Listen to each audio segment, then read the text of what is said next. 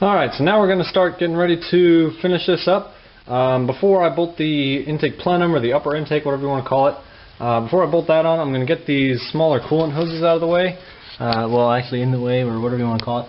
But you can see I already got the bypass hose there. That's a new OEM hose, new OEM clamps. Getting rid of all those worm screw clamps, getting some OEM stuff. So it's nice and neat looking, and so that's pretty cool. And so we also got to get the air bypass hoses that go into the idle air control valve, and the couple coolant hoses that go to it, and also the ones that go to the throttle body. Get all that stuff situated. I love getting new OEM parts. Everything just fits so nice, and all the rubber is so pliable. It's really quite nice. Wasn't going to do all this because I've actually kind of replaced these, well, a couple years ago, so they're probably good for a while.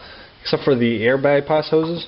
So here's one of them. You can see it's cracked right where it goes onto the nipple, and that'll allow a vacuum leak, which kind of messes with the idle and stuff. And so we're just getting new hoses. Plus these are just super stiff. I mean, like crazy, but the new stuff is brand new. It's awesome. Alright, so we got our new hoses in place. Now we're ready to install that.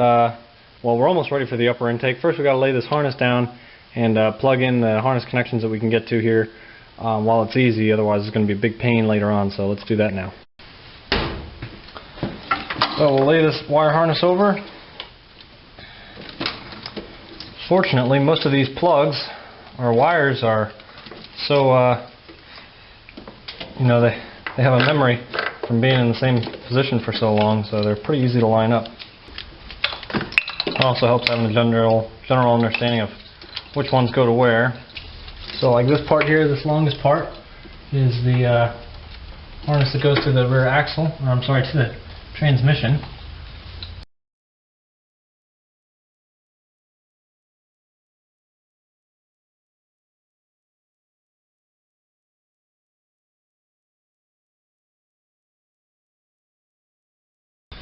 Alright, and with that I think we're ready to lower the upper intake manifold up into place. Got a real thin bead of Permatex Ultra Gray, and we'll drop this gasket into place. And it also has a thin bead of Permatex Ultra Gray. And with that, we're ready for the intake manifold, the upper intake manifold. All the surfaces have been cleaned off, and we'll just drop this guy into place.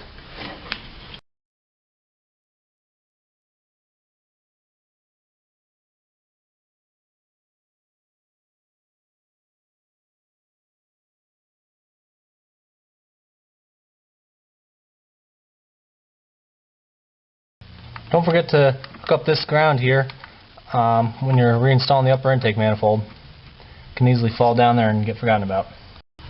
Once you got all the bolts tightened down, or threaded in anyway, torque them down to, I don't know, 9 foot-pounds or so. Might be hard to get a torque wrench in there.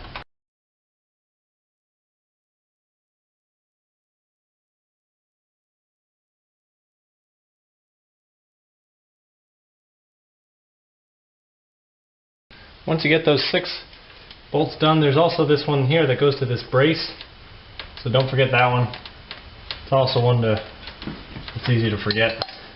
Okay, so now we're able to go ahead and finish reinstalling all these other hose connections here and wiring connections.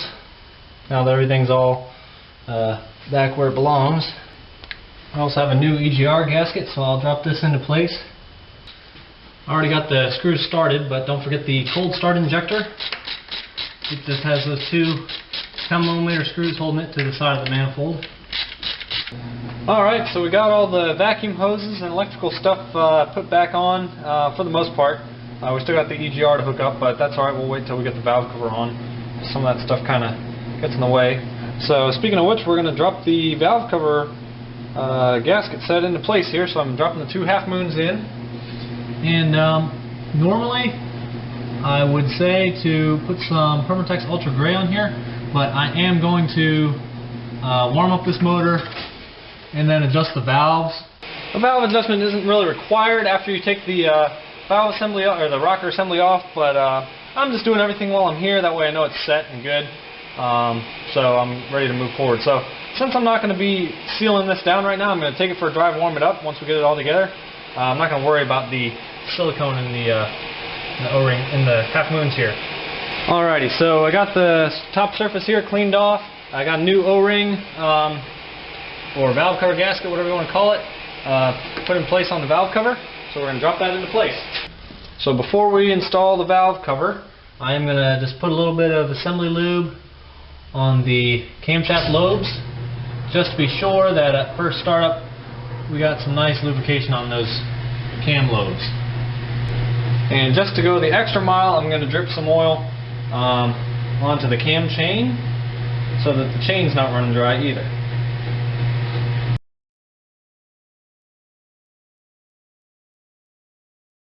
Next thing, of course, we'll drop these grommets down on here.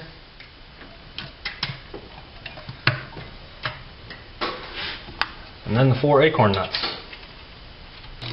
So I'm going to tighten these down. Now you can see I'm using a 1/4 inch drive ratchet here. These don't need to get very tight. As soon as you see the rubber start to bulge out, stop, that's all you need. Now if you want to see how to do a 22RE valve adjustment, I have already made a video on that, and I'll link that in the description of this video, and you can go ahead and watch that if you're interested. It's a fairly simple procedure. Alrighty, we'll hook up the breather here, and the hose clamp, and also the PCV valve and its hose clamp. Alrighty, so now I'm going to continue with the vacuum hose mess here. Best thing to come out of the 80s. Over here we also have the O2 sensor to plug back in. One-handed even. A couple brackets here, which are not super obvious what they're for once they're the last thing in your parts bin. This one here, the threaded nut goes towards the front, and this Y fits around the inlet to the timing cover there. And at the bottom, there's a bolt that goes into the block, and this whole thing supports the power steering pulley, or I'm sorry, the power steering pump. So there you can see it installed, and down there, yep, there's the nut, or the bolt, and that goes into the block. We also got this. This one's pretty obvious. This one is the alternator adjustment bracket there, and the nut that goes here on the back also sandwiches the dipstick tube into place, so don't forget that one.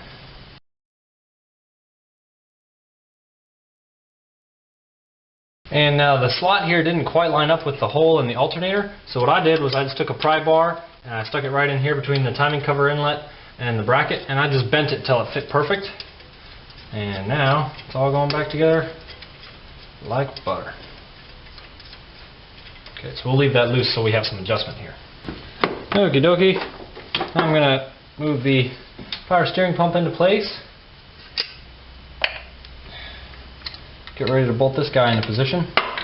And when you're doing this, don't forget the ground from the alternator harness. Now I'm not tightening any of these down all the way. I'm getting them all very close to snugged up, but we don't want to tighten them down until we get all of them threaded in, you know, at least started. Otherwise, things might pull and tighten up, and then they won't line. The other ones won't line up. All right, once we got them all started, we'll go ahead and snug them down. Don't forget the one at the bottom of that wishbone shaped bracket. We want to tighten that one up too. 14mm head. And the last one, this one back here. Okay. Now the power steering pump's back on. Alrighty. Now is an okay time. We can install this power steering belt tensioner. Going to go ahead and install the distributor now.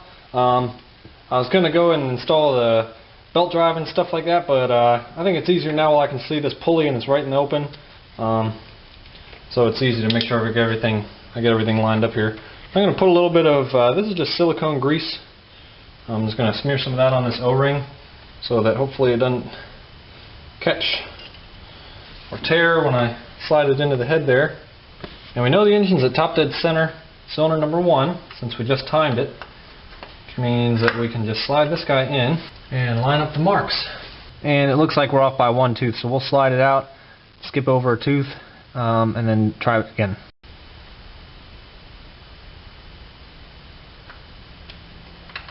Let's see if that's better.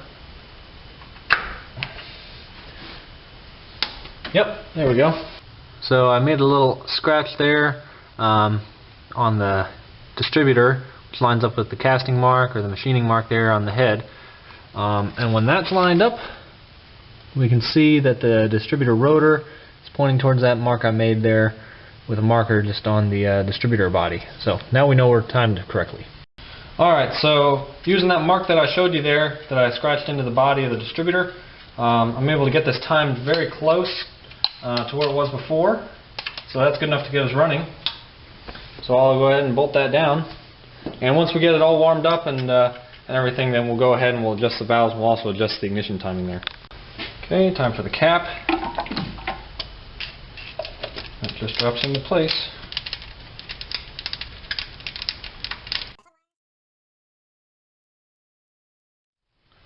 My fancy cap boot. My distributor cap. Maybe it's a cap. Is it a cap? Whatever it is. It's on there now.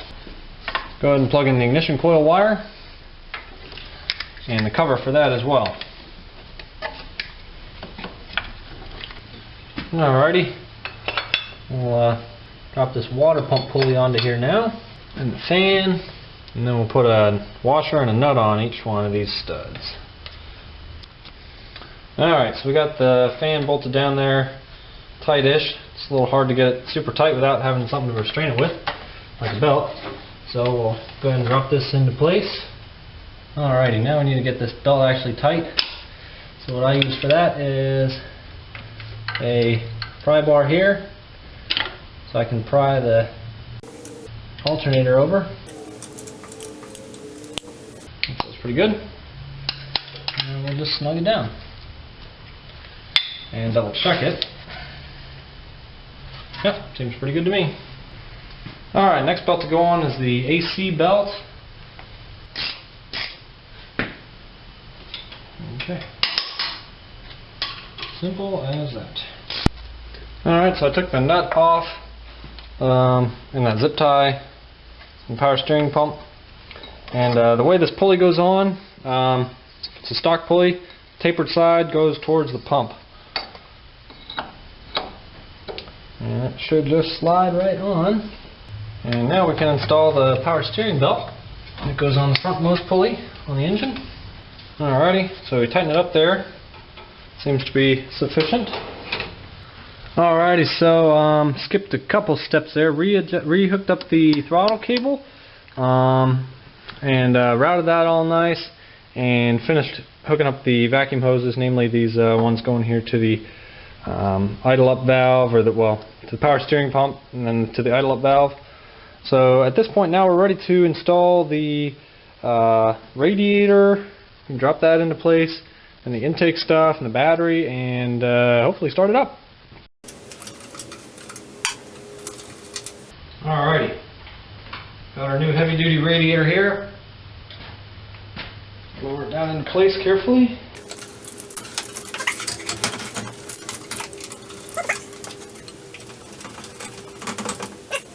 That's one big bitch.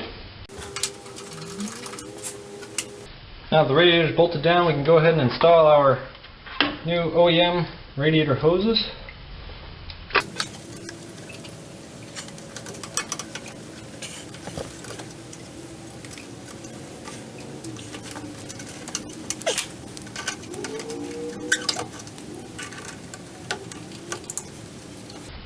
Alrighty, radiator overflow tank is next. This little rubber bushing fits into the hole in the body there. And then we get one 10mm screw here, holding it to the core support. Once that's done, install the overflow hose and hook it up to the radiator there. Got our air box here, intake tube. Drop that into place.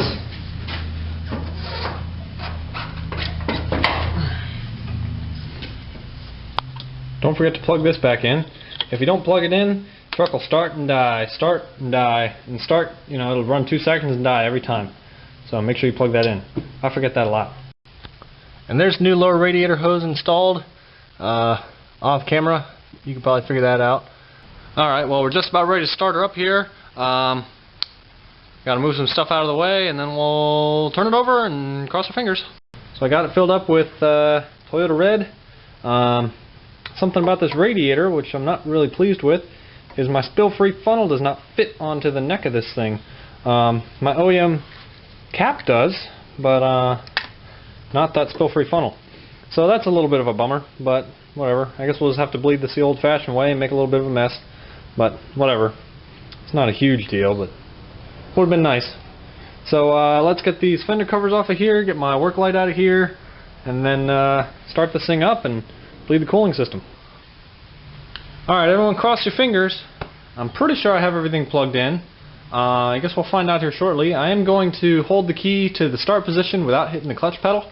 That'll run the fuel pump, since we need to get fuel through the whole system again. And then we'll start her up and see what happens.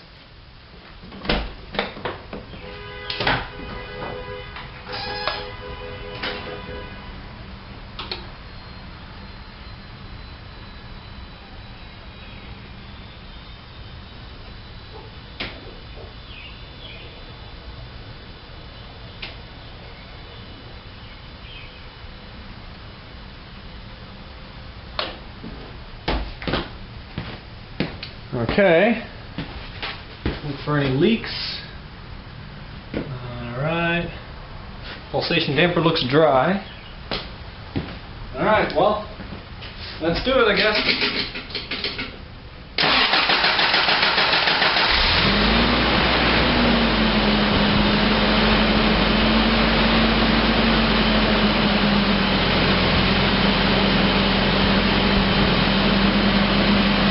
Alright, let's back it out of here.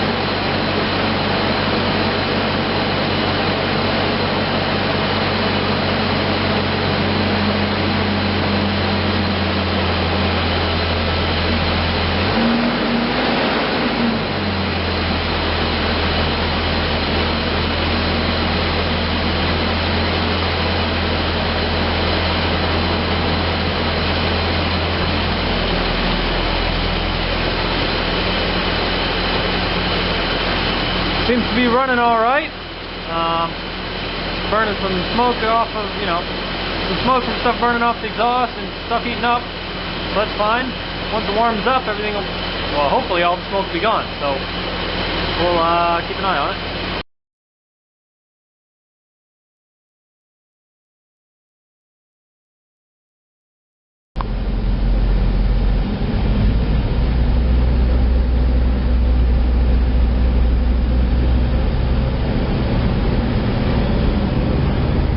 Well, at least my day's better than this guy's. Whoopsies.